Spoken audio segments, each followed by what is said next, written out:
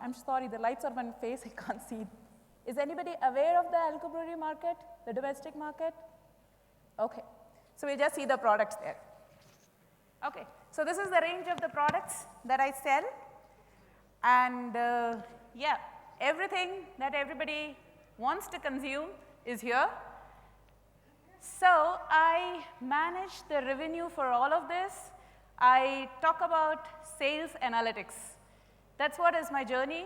My journey is about starting the data analytics platform from scratch. So this has been a journey for past 2.5 years. As you know, India has 29 states. Out of those 29 states, alcohol brewery is a state-driven legislation. The tax that is collected is given to the state government. So every state has a jurisdiction of deciding whether it's a corp state or a distribution state or a wholesale state. So this is the model in which the alcohol brewery industry is set up, okay? So what happens is, any alcohol brewery company makes a sale from the factory to the different organizations that are there, which is government, wholesale, distributor. And the states are individually dependent on whatever kind of organizations they have. But the distribution model that we have, which is from primary to secondary to tertiary, and tertiary is the last leg, which is you as a customer, is this one what we follow. The biggest challenge that we have is in terms of getting data, which is outlet SKU, brand outlet, month, daily, whatever granularity you believe, because the collection of data is by the sales team first, who is at a very ground root base level. I have challenges to depict Orissa as OR or ORR. And the collection of data in terms of real timeness depends on the state government, depends on the person who is doing sales, depends on all kind of variable factors that India as a domestic market gives me as a challenge. So right now with 29 states on, we have been able to collect data at an outlet SKU level. SKU is the last thing that is getting sold. You know, the first slide that I showed, which is the bottles, that's a SKU. So at an outlet SKU, I can tell Madhulokya made this much sale of a particular SKU in a particular day in a particular outlet. That's the level of data collection that we have managed to make. So that is setting up the data analytics platform to manage sales, revenue, plan for it, give an advanced planning, which is more than just basis on the gut feel. What you believe. Like we believe, you know, Johnny Walker sales should go up by this much in the month of October because it is a festival season in the state of Karnataka, in the area of Belandur, because Belandur is a posh area. That's a gut feel. So sales analytics platform, which we have set up with all the data that we have been able to collect, the process, the people, the standardization, the repetition, the aggression, the repetition of collection, you know, which has made my data availability and data integrity go up from like 0% to 75 to 80% is what makes the sales analytics happen. So moving on to the next slide.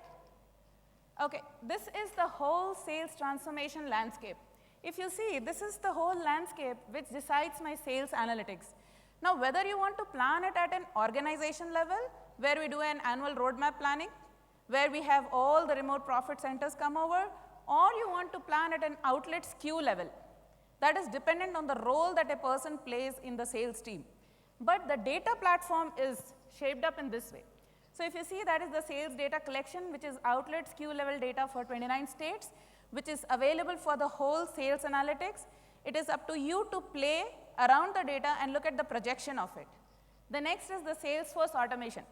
So in USL, we believe that, you know, if you keep your outlets structured, you know what we talked as a planogram, in a particular way, you manage distribution in a particular way, look at the pricing points in a particular way, your sales are bound to grow up for the particular SKU and the outlet.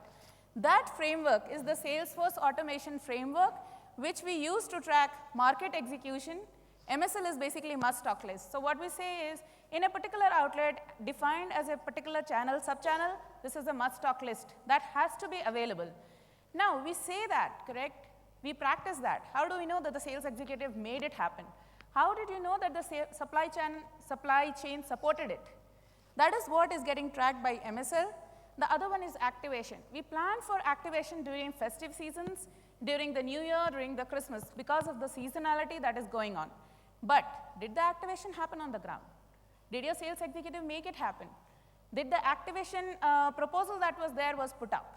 How did that happen? That tracking is happening through Salesforce Automation. Then we have pricing portal. What pricing portal gives you is at all the levels you get to see what is your pricing against your competition in a particular state, in a particular year. Generally, to get a pricing change in a SKU, you need to go to the excise commissioner, he signs it off, and then you take it up. And similarly for getting it down. But still, to track a pricing trend, to track the pricing trend of neighboring states, because what happens most of the time when the government changes, they come up to us to say, please match it up with my neighbor. To track all those trends, because we are tracking 29 states all together, we need a portal where we are going to track all the USL competition for all the SKU. So that is our pricing analytics. The other point is Nielsen. So basically, Nielsen data is collected in our sample outlets to see the market execution, which is getting as a self-reported value in Salesforce Automation, is it getting validated in Nielsen scores? We still see a huge gap in what Nielsen reports and what our sales executive reports. But that is a very strong indicator in terms of data analytics platform to go and have a conversation with your sales executive to say, oh really, we educated you, we trained you, you said that you were doing something like this, but still the reporting that is coming from a third party, which is completely neutral, is not matching up. These are all directions that a sales team, a sales analytics platform provides to individual level. Like, we have sales head, we have team lead head, we have cluster head, we have president of the organization. Each one gets data points at all directions to have a conversation for the people. All this data in a market as diverse as a country like India. I told you, OR and ORR are both Orissa. And I remember Flipkart said Bengaluru can be spelled in 129 ways. So we have all those people giving all that kind of data to us, which we manage with a master data management platform. Just setting up this whole infrastructure to enable a data analytics platform by itself provided the whole sales analytics team an opportunity to have a conversation with the sales team to drive the direction of the sales as per the roadmap agreed. So, last year when we did this exercise, the game changer plan that was made for the whole year was based more on the gut feel, because we did not have all of these indicators in place to have a conversation, how strong is the gut feel. We definitely have leadership, which has 26 years and 25 years of experience in doing a roadmap. So it's very difficult to challenge that kind of a leadership based on the data until unless your data is accurate, reported on time, is substantially supported by the leadership at a lower level. Because the challenge that comes in is the data is not right. It didn't come on time. It was fudged. It was not clear. It was reported wrongly. Because finally, reporting happens from a level that is also human driven. So I just wanted to share this as a landscape which we have built in the past 2 years, which is a journey for the sales analytics platform. Before this, how it looked was this was the landscape. There was very limited visibility in what I viewed and what my president viewed. So my president is influenced by what was the view of the RPC head. Like it was remotely called on. Some people reported some data, oh, I called the person and got the data. So you never had a concrete sales number. But you were dependent on people. Similarly, it was very manual driven. Paper pen. On paper pen, report data. And that's how we work on it. There was no single version of truth. It was ad hoc data. This is the platform from which we started that journey, which I said that we reached here. It by itself is a platform. If you see, it doesn't have any analytics as such as a component, other than the fact that it gives you, from an analytics perspective, is just a dashboarding from Cognos, or it is a Tableau, just to do a visual representation to play around the data. But to get to this level of platform, where you're able to provide data in time, at a granularity that is expected that you can slice and dice, and at the level of accuracy across your product portfolio, was the challenging part of the journey. So, since this is a sales slide, the numbers are not there because They are confidential in nature. They're just past 2 years data, and we rely on that data for a historical prediction. I mean, for a future prediction. So there will be no numbers, but I have certain insights that are reporting and dashboarding, whichever way you call it, has given to the business, to the sales analytics team, to ensure that they can do the next level of game changer planning more effectively. See, like it says that multidimensional data, the data that we are collecting, which I showed in the last case, is multidimensional in nature. You can see outlet skew, you can see market share, you can see third-party reporting a market share, you can see a pricing analytics, and then come to an effective decision of managing your data and managing your sales forecast. The next is the standardized reports. Reports are standardized for a conversation between two people. Because earlier what happened, there was no level of conversation between people. Each one had a different level of truth, different belief of truth, so nobody could challenge and nobody could say why the sales did not happen this way. There was no reasoning behind it. Now that is available for everybody to see at a particular platform.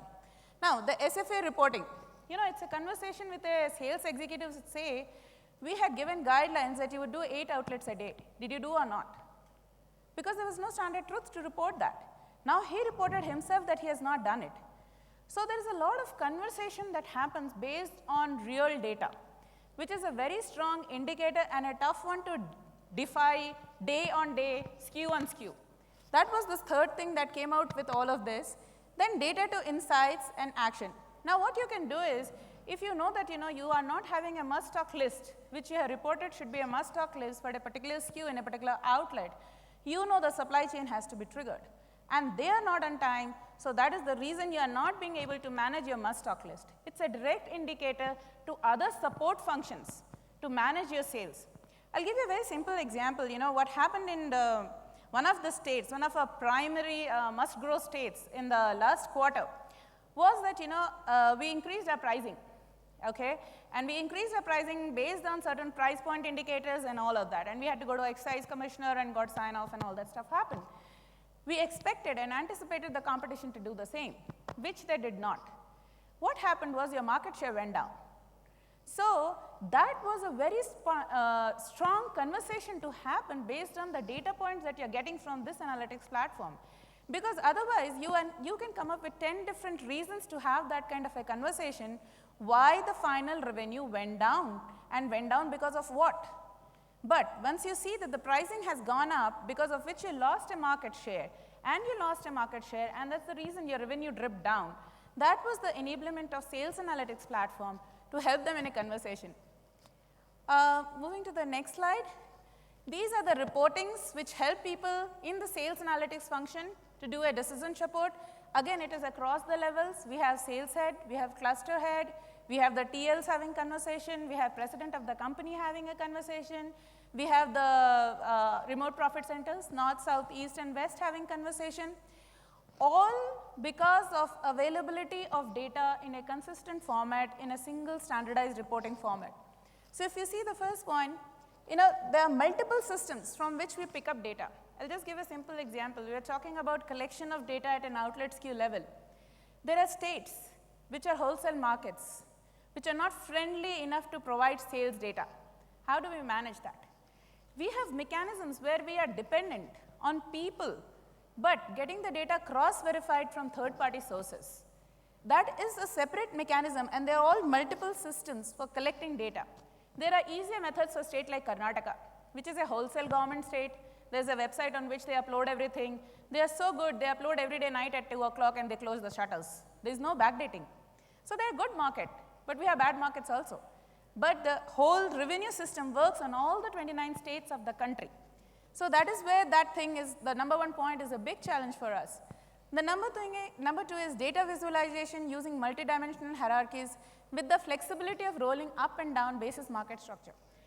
That talks about a particular SKU. If you are going to target that, okay, this is my prestige and above. Is my prestige and above growing with the rate of X percentage, which is what I decided on? How would you roll it up? You would roll it up by the SKU level and pull it up. And then when you pull it down, you will know that this particular SKU at this particular pricing point did not do well as per my expectation, my benchmark. That is the multi-dimension that you can cut and slice and dice at every level. There is not heavy technology support on that, but there is a heavy data analytics support on that. The technology support that we are just now using is Tableau and the standard reporting by Cognos and dashboarding. The third point is, it brought visibility to business. If no stock movement in store, then opportunities to build appropriate trade schemes. What it meant is, if there is a particular SKU which is not moving in a particular outlet and it's getting reported, you know that you need to have trade schemes built in for your distribution so that you are able to clear up the stock.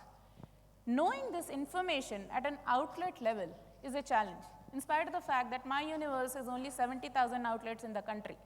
Still, knowing it at the granularity of an outlet level, pushing the supply chain to push it out, and if it has got stuck, to put a trade promotion scheme to ensure the movement has happened, gives a huge power in the hands of people who are managing budgets for trade promotion, which budgets to be pushed where, because budgets, especially for trade promotion, scheme management, are pretty dynamic in nature.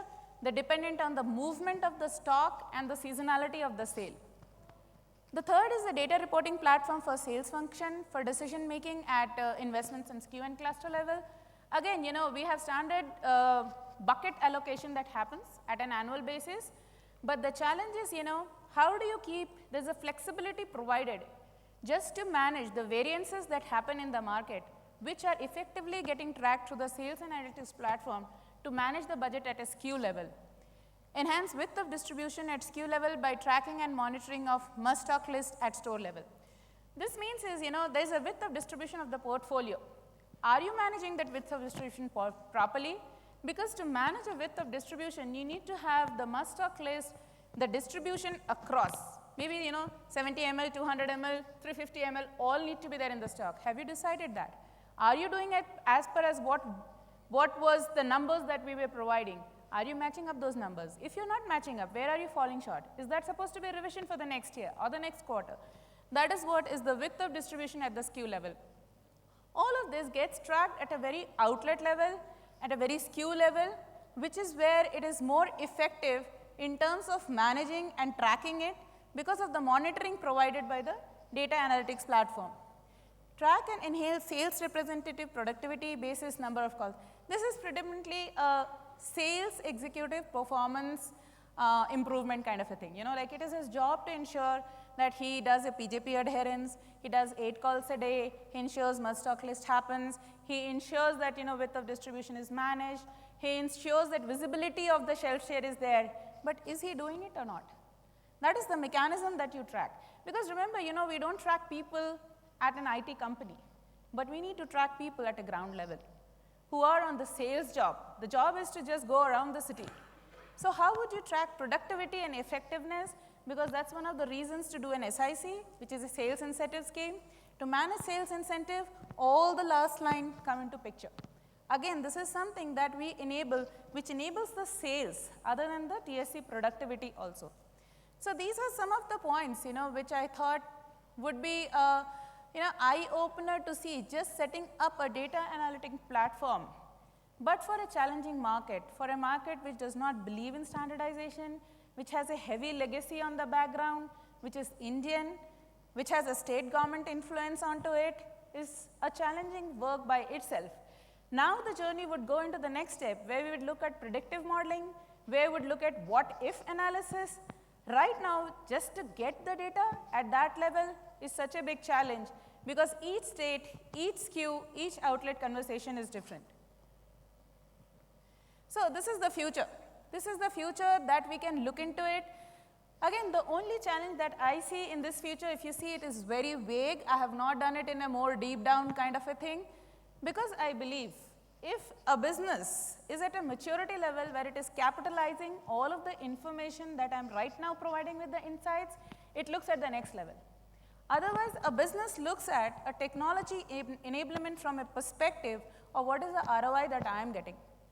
If you're at the level that the data that I provide, you are not able to exhaust it, completely utilize it, completely get a business benefit out of it, the technology enablement in terms of predictive analysis, in terms of deep learning, in terms of forecasting is something that goes to a next level of technology enablement, which would take time.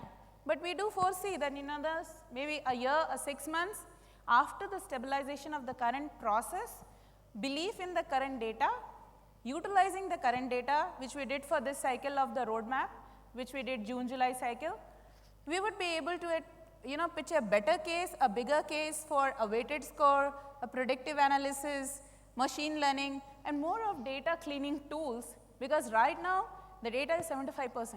So, to get to 75 to 80 is a bigger task than to come from 20 to 75. So, those are the only things that I had to talk about. If anybody has any question, I'm ready to take it up.